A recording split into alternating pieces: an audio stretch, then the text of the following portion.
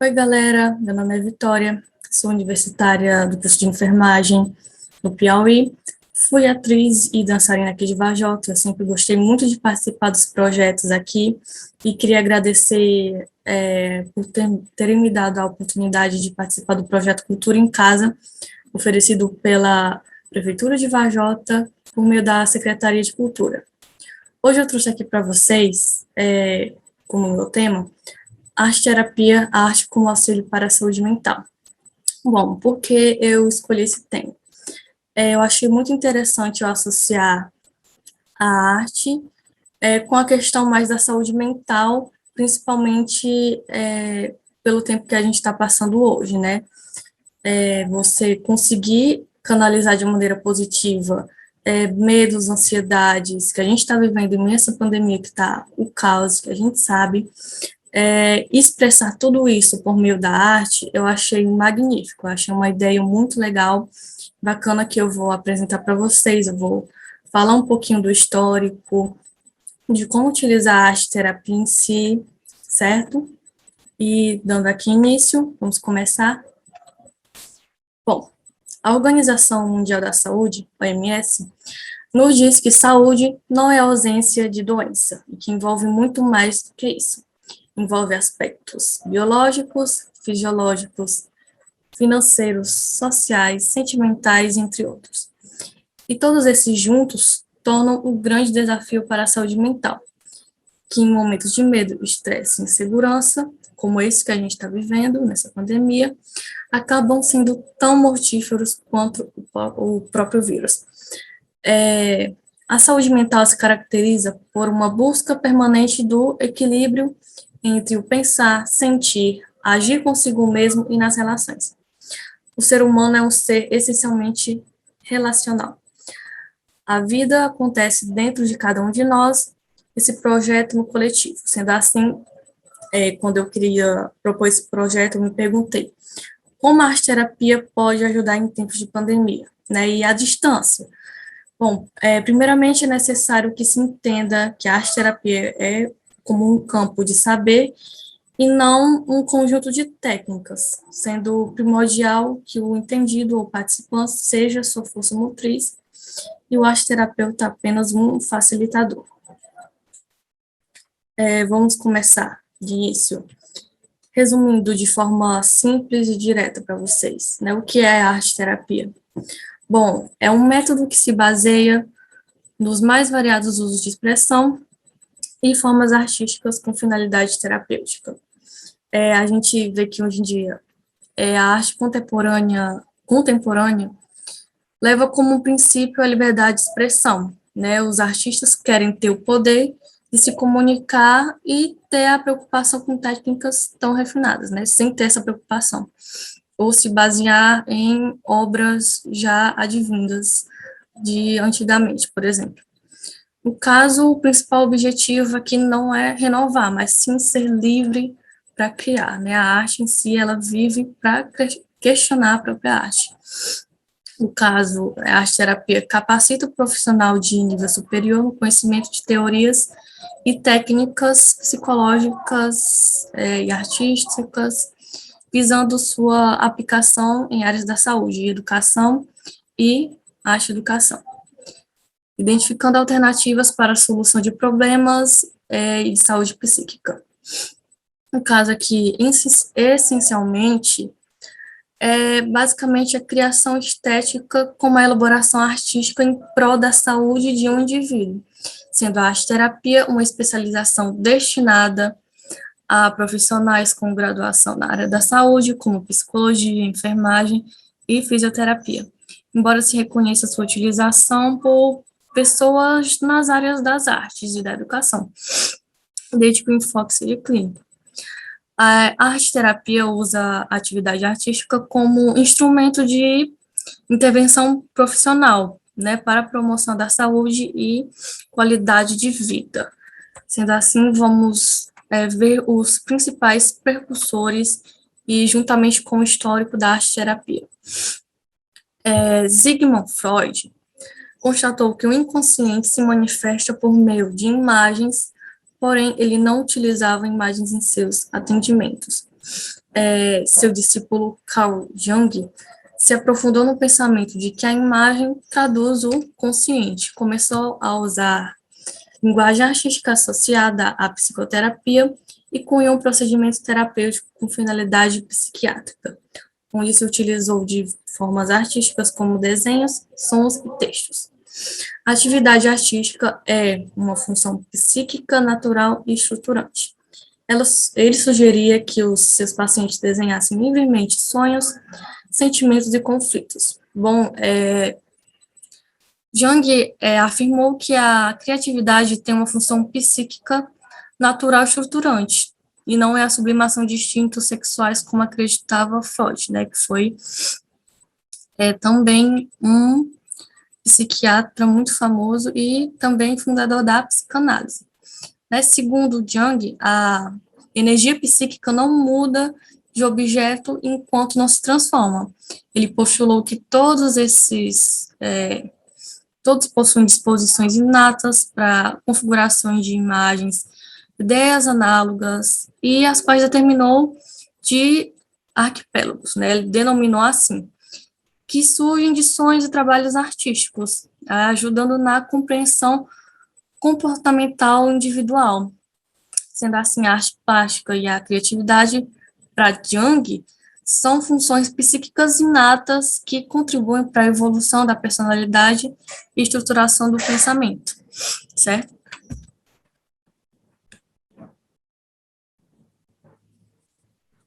Bom, a arte-terapia e suas técnicas terapêuticas foram solidadas no século XIX. Os primeiros tratamentos utilizados na arte são relatados pelo psiquiatra alemão Johann Christian, que desenvolveu um protocolo terapêutico que envolvia 3 fases, né, assim utilizando a arte. Envolveu o paciente em atividades físicas realizadas ao ar livre, estímulos sensoriais a partir da utilização de objetos específicos para a proposta, e estímulos no campo intelectual por meio de desenhos, símbolos e elementos nos campos cognitivo e afetivo. Né, hoje em dia a gente sabe que para utilizar a arte de maneira mais profunda, a gente precisa ter inspiração, né? No caso, seriam estímulos, né? Como, por exemplo, sensoriais e intelectuais, né? Por meio de desenhos, símbolos, como ele já dizia. Fora que a gente também tem que ter inspirações exteriores, né? Por isso que é bom a gente envolver o paciente em atividades relacionadas ao ar livre, certo? Agora, a questão da arte-terapia no Brasil, a gente teve como principais precursores Osório César e Início da Silveira. Osório César, ele foi um psiquiatra que utilizava a arte como recurso terapêutico em psiquiatria, bem como por sua oposição aos métodos agressivos em clínicas psiquiátricas. Início da Silveira, logo de cara, se opõe às novas técnicas para tratar os internos e se recusa a usar eletrochoques, camisas de força e isolamentos ao criar atritos com seus colegas de profissão, sofre uma transferência para a seção de terapia ocupacional, uma área completamente desprezada e sem os mínimos recursos. Né? Início da Silveira, eu posso enfatizar ela como, né, uma das, se não a precursora aqui no Brasil, porque ela, como sendo uma mulher psiquiátrica naquele tempo, ainda se opor ao padrão utilizado naquela época era muito difícil e muito complicado. Né? Ela já se mostrava contra a questão de maltratar os internos, né, as pessoas que eram internadas nas clínicas, e também, ao invés de permitir que seus pacientes fizessem serviços de limpeza ou levassem sovas, né, que eram práticas bastante corriqueiras, ela oferece a eles pincéis, tintas, telas brancas e inclui oficinas de arte na seção de terapia ocupacional no Centro Psiquiátrico Dom Pedro II. Esquizofrênicos ficavam livres para expressar a arte por meio de desenhos e mandalas, né? O resultado, como diziam naquele tempo nos jornais, o resultado é inacreditável. Além dos indivíduos melhorarem seu comportamento, pintavam verdadeiras obras de arte. Aqui a gente tem a obra de arte de um paciente esquizofrênico chamado Carlos Perquis. A fonte está aqui, caso vocês queiram. Esse material foi criado por mim, né? Eu, obviamente, tirei algumas informações de sites, mas eu coloquei as devidas referências no material. Eu vou deixar disponível para vocês baixarem depois. E voltando aqui ao assunto, Nícia da Silveira, ela foi a estrela para dar o pontapé inicial à questão da arte como terapia e tratar os seus clientes, né, as pessoas que eram internadas com problemas de saúde mental, como, por exemplo, as pessoas que tinham depressão, ansiedade, eram tratados nesse tempo como verdadeiros animais. Olha aí a maneira como eles viviam na época, totalmente desprezados, sem recursos para viver ou para que para que as pessoas pudessem voltar à vida cotidiana, né, buscar uma cura, assim dizendo. Início da Silveira foi incrível nessa época, eu não tenho nem palavras para descrever o quanto essa mulher foi forte nesse tempo. Ela se empunhava aos serviços utilizados naquela época. As pessoas elas só limpavam e faziam trabalhos comunitários, né, o que não servia de nada para o tratamento ou recuperação daquele paciente.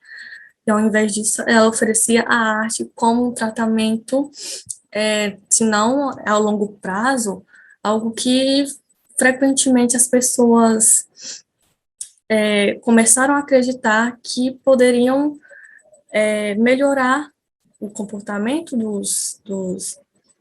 das pessoas que eram tratadas na clínica, além delas criarem verdadeiras obras de arte, né, o que é incrível nessa época. As imagens das pinturas que as pessoas das clínicas criavam está disponível no Museu de Imagens do Inconsciente, fundado em 1952 pela própria Nícia de Silveira, na cidade do Rio de Janeiro. É aberto até hoje e é um centro de estudos e pesquisa na área da saúde mental. Olha aqui, mais obras de arte feitas pelos pacientes. Aqui a gente tem pinturas e esculturas maravilhosas, vocês podem ver, certo? Mais para frente. Agora, vamos ver um pouquinho sobre as principais abordagens da arte-terapia. A gente tem a psicanalítica e a gestáltica e a junguiana.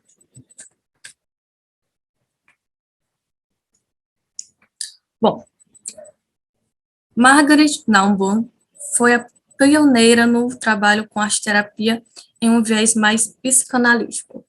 Ela sistematiza a arte-terapia, dando impulso ao uso de artes no processo terapêutico, com ênfase em trabalhos corporais, tendo em vista a emergência de um público diferenciado do pós-guerra, suprindo as práticas convencionais existentes. Nessa época, a arte-terapia já estava sendo difundida na Europa e nos hospitais gerais, em comitês e conferências, sendo oficializado no curso de graduação e pós-graduação em 1980. Ela desenvolve a arte-terapia com orientação dinâmica. Aqui, basicamente, posso resumir para vocês, que ela trouxe como princípio básico da arte-terapia psicanalítica o reconhecimento de que todo indivíduo, independente de possuir ou não um treinamento artístico, ela tem a capacidade de projetar seus conflitos interiores em formas visuais, né, e trouxe como princípio básico da arte-terapia psicanalítica o reconhecimento de que todo indivíduo, independente de possuir ou não um tratamento artístico, tem a capacidade de projetar seus conflitos interiores em formas visuais, certo? Agora, na teoria junguiana, propicia o fornecimento de materiais expressivos diversos e adequados para a criação de símbolos presentes no universo imagético, singular de cada cliente. universo que se traduz em produções simbólicas que retratam estruturas psíquicas internas do inconsciente pessoal e coletivo. Né? Aqui, na abordagem junguiana, o caminho será fornecer suportes materiais adequados, né, para as pessoas, para que a energia psíquica, né, como Jung falava, plasme, né, através de símbolos e criações diversas. Essas produções simbólicas retratam múltiplos estágios da psique, ativando e realizando a comunicação entre consciente e inconsciente, certo? Que seria, por exemplo, a sua comunicação racional com uma irracional, uma sentimental, já que você vai utilizar diversos materiais expressivos, né? Você pode utilizar pincéis, suas mãos, seus pés, para a criação de uma obra de arte. Gestáltica. A gestáltica é acompanhar e guiar a busca do indivíduo utilizando os processos artísticos para intensificar o contato do sujeito consigo mesmo, com os outros e com o mundo, de modo que a arte seja, para ele, uma fonte no aprendizado de si mesmo, aprendendo de uma nova forma de se expressar dentro de uma atividade artística. O sujeito poderá encontrar também novos caminhos em sua vida. Né, Gestalt é uma palavra alemã que basicamente significa forma ou uma configuração, uma organização de partes individuais. Né, aqui utilizavam um termo para se referir à percepção de uma configuração total e junta. Por exemplo, a pessoa ela pode perceber sua personalidade como um todo, né, as diversas partes que formam seu conjunto, a realidade daquilo que ela é uma categoria central da arte-terapia gestáltica. No caso, seria a vivência, que significa você experienciar, estando pessoal e emocionalmente envolvido no acontecimento, no caso, a arte que você está propiciando, que você está criando, ou seja, seria o estar aqui e agora, como protagonista e observador do acontecimento em curso, sendo, né, nesse sentido, a vivência da arte em Gestalt é por meio do contato do sujeito consigo mesmo, certo? Bom, as linguagens utilizadas na arte-terapia a gente pode enfatizar a plástica, a sonora, a literária, a dramática e a corporal, né, que são práticas muito corriqueiras que a gente vê, por exemplo, em apresentações teatrais, em shows. Lendo um livro, por exemplo, na sua própria escola, você pode utilizar essa linguagem, ou você praticando, né, sozinho em casa, como forma de uma terapia, né, uma forma de válvula de escape de tudo que você tem de negativo, e transformar isso em uma obra de arte, né? A gente sabe que a obra de arte em si, ela não precisa ser entendida ou objetiva para outras pessoas, né? O que importa é para o seu criador.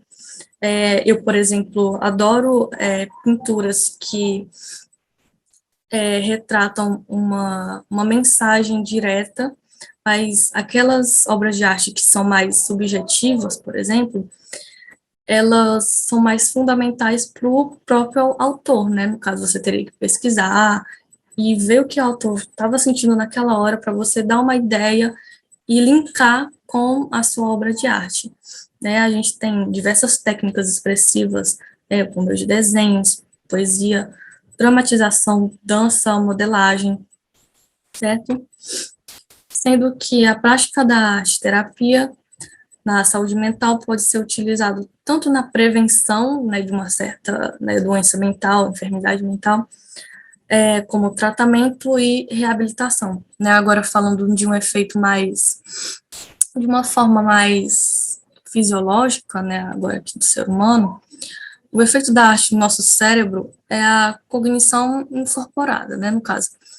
Uma tendência que o cérebro tem é a de querer estar dentro de uma obra de arte. Não sei se quando vocês veem uma pintura, né, se aprofundam tanto no sentimento que ela quer dar, que você simplesmente se imagina lá dentro, né, os seus, assim, mais fisiologicamente falando, como eu falei, os neurônios de espelhos que a gente tem transformam as imagens da pintura em emoções reais, né? E isso é uma chamada cognição incorporada, né? Quanto mais o trabalho é analisado dentro do nosso cérebro, ele será localizado e o que irá traduzir a mensagem da pintura são suas emoções, né? Você vai sentir a emoção por meio daquela arte. E é por isso que a visualização de uma paisagem, por exemplo, desértica na pintura, pode produzir uma sensação de sol, ou de que sua pele está com calor, ou que você sente que sua boca está mais seca, né?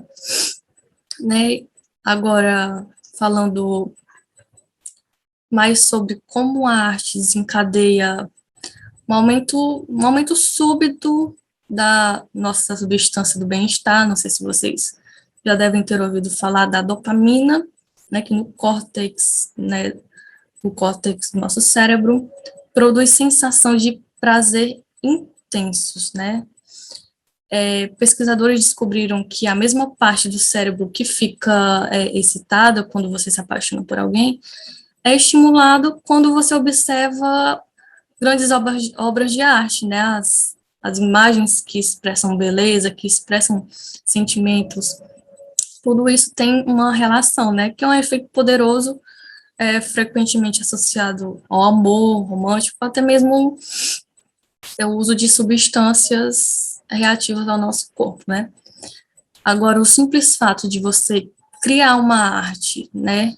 De observar uma obra de arte e observar o que ela produz, esse tipo de resposta no cérebro envolve um processo criativo que vai muito mais além, né? Criar arte em qualquer uma de suas, né, variantes ou partes revitaliza o nosso corpo, o nosso ser, as maneiras que diferem da simples observação, né? Ou só você participar de uma arte, você visualizar, você tocar, né? Estudos associam que um efeito da arte no nosso cérebro está relacionado ao aumento de conectividade funcional, né? Não sei se vocês sabem, juntamente com a melhora do córtex visual, né? Da mesma forma que um exercício físico ajuda o nosso corpo, criar arte pode ajudar a manter a mente afiada e lúcida, por exemplo, na velhice, com o passar dos anos, né? A gente sabe que a arte não tem uma idade, qualquer pessoa pode praticá-la, inclusive a criação artística própria ajuda a enfrentar situações estressantes, né, do nosso dia a dia que se tornam difícil, né, assim, cotidianamente falando, você não precisa ser um artista reconhecido para criar arte, você simplesmente expressa, você joga tudo aquilo para fora, como se você estivesse desabafando, né? O processo criativo, ele não tem expectativas e a melhor forma de aproveitá-lo completamente sem barreiras. É você criar por si mesmo e fazer de si o seu próprio apreciador e criador, por assim dizer, certo? A arte-terapia ela pode se expressar em diversos campos, como educacional, nas escolas, nas faculdades, né, como, utilizando ela como uma pós-graduação ou graduação, organizacional, clínico e hospitalar, né, utilizando como tratamento, prevenção, né, como eu falei antes, prevenção, tratamento e reabilitação, certo? Agora, a arte-terapia traz a possibilidade de que o indivíduo acesse seu interior emocional, inconsciente e fazer uma restauração, né, por meio da arte. Uma das vantagens é que a arte-terapia se sobrepõe à terapia comum, né, porque ela não passa pelo julgamento da racionalização. No caso, a arte, ela se expressa de maneiras que a gente não pode nem imaginar. No caso, você tem que ter o arte-terapeuta, né, do seu lado. Caso você queira praticar, assim, de forma mais correta, você iria ir a um psiquiatra com essa especialização e ele vai te dar um norte do que você tem que fazer, do que você tem que tratar, certo? A gente sabe que o homem utiliza a arte desde os dos tempos das cavernas, mas como base por uma terapia vem sendo pesquisada e aplicada desde o século XIX. O psiquiatra Max Simon analisou pinturas de pacientes e classificou de acordo com as patologias que elas apresentavam. Na mesma época, outros médicos europeus também se interessaram pelas expressões artísticas dos doentes, certo? Entretanto, foi Moore, em 1906, que fez um importante estudo comparando os trabalhos dos doentes mentais com os das pessoas saudáveis e dos grandes artistas. E percebeu que a manifestação de histórias de vida e de conflitos pessoais nessas criações proporcionou e influenciou, né, mais tarde, o desenvolvimento de testes utilizados pela psicologia, conhecido como Rorschach. Eu não sei nem como é que falo direito esse nome, mas basicamente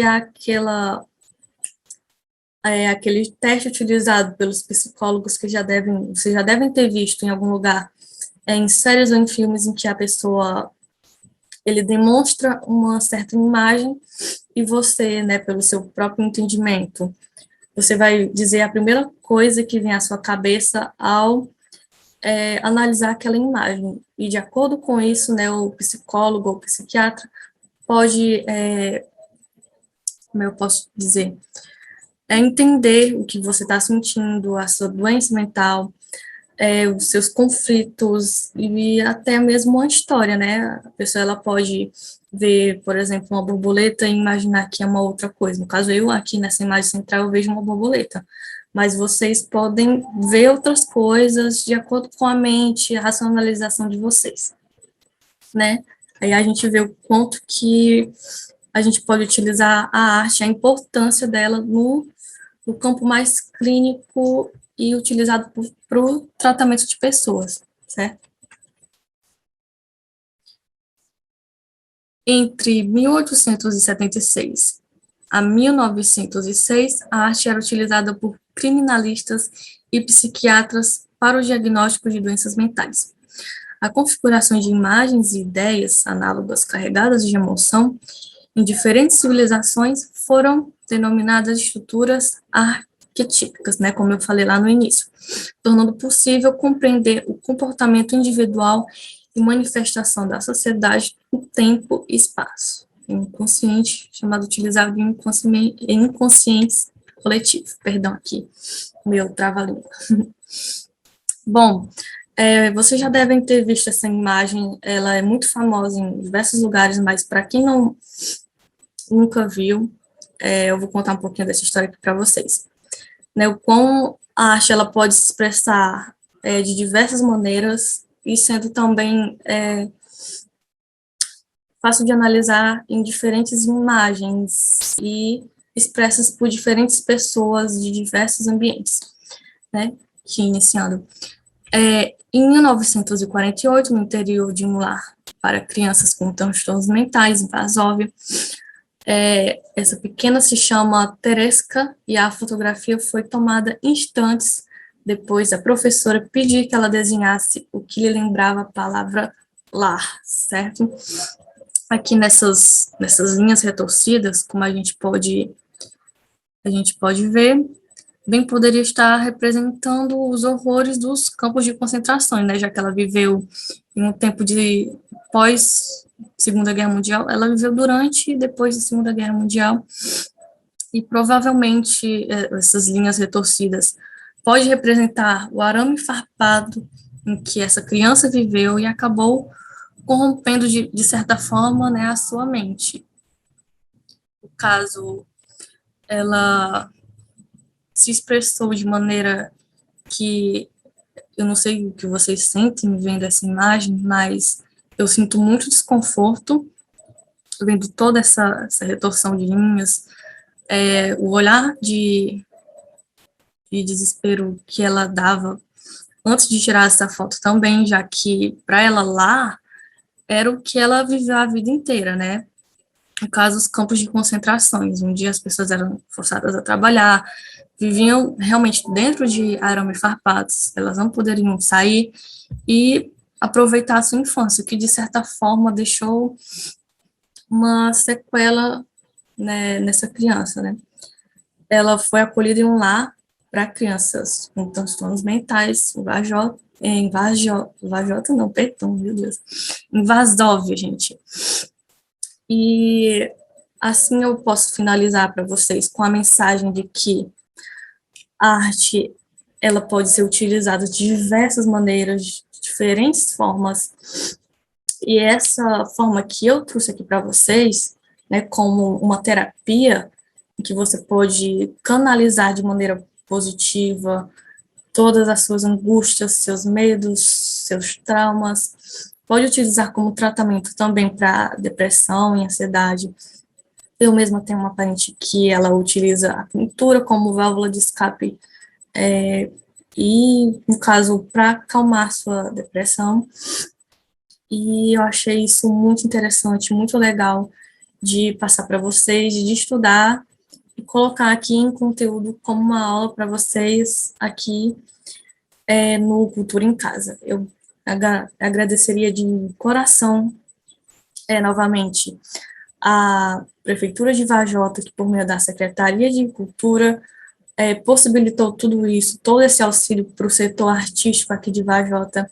Eu espero profundamente que vocês tenham gostado. Muito obrigado por terem me acompanhado até aqui e se cuidem. Em tempo de pandemia, a gente tem que tomar cuidado não só com a questão física, mas também com a questão mental da gente.